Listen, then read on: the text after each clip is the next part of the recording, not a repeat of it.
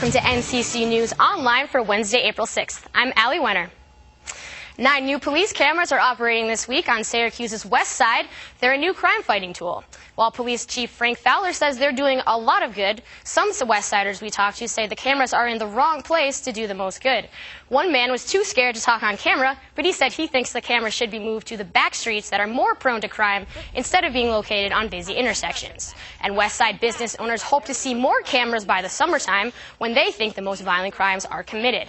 Now, both the mayor and the Common Council are talking about installing more of them in the future. A Syracuse man was sentenced today in county court for shooting his wife multiple times during an argument last year. NCC News reporter Rebecca Shabbat was in the courthouse this morning for the sentencing. So, Rebecca, what did the court decide?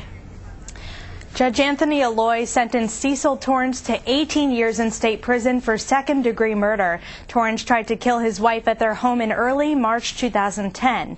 He shot his wife Lisa 4 times while she was showering because he thought she was involved with another man, a claim she denies. She managed to drag herself outside her home in the Valley section of Syracuse that day and survived. She was not in court today and won't be seeing her husband for many years. Besides his sentence, Torrance has also been ordered to stay away and not communicate with his wife for the next 25 years. His lawyer says Torrance regrets his actions. He is absolutely devastated by his conduct and what he did to his wife and what he did to his children. He's genuinely remorseful for his conduct. The prosecutor says Lisa Torrance has made a complete recovery from her bullet wounds. Police reports indicate that Torrance has had a long history of violence.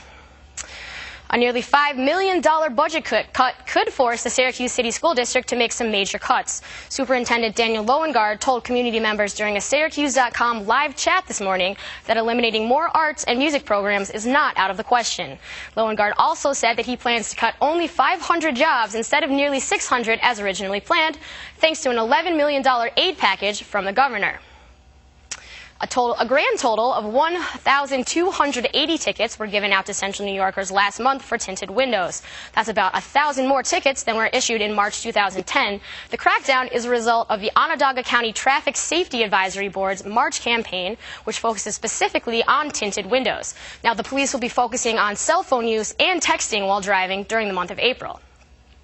And record retailers are now on the list of the top 10 dying jobs in the United States. That's what a study by IBIS World is reporting. And Books and Memories in Eastwood, one of the few remaining record retailers in Syracuse, is starting to feel the pressure.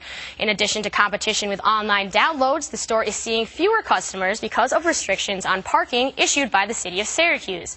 Manager Scott McCarchick says he's lost 35% of his business since the city installed new parking meters that only accept quarters. 2 weeks went by, maybe 3 weeks to a month, and then the street went completely empty. And it's stayed empty pretty much since that day. And every day since then, we've lost somewhere around 5+% of our sales every day for that year and a half. Syracuse police are holding a meeting tonight with business owners from Eastwood to discuss removing the meters. And our weatherman, Matt D'Angelantonio, is outside on the patio with our current conditions and a look at what we can expect tomorrow. So what's it looking like out there, Matt?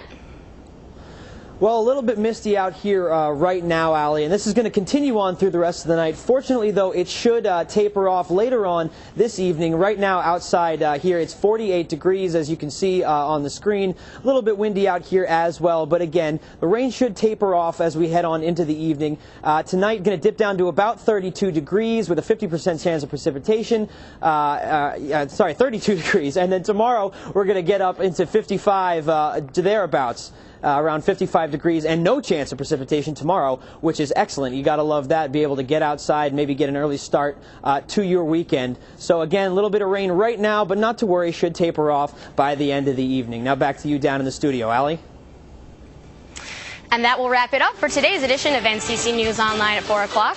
For more news, check out our website at nccnewsonline.com. And for the entire news team, I'm Allie Wenner. Have a good night.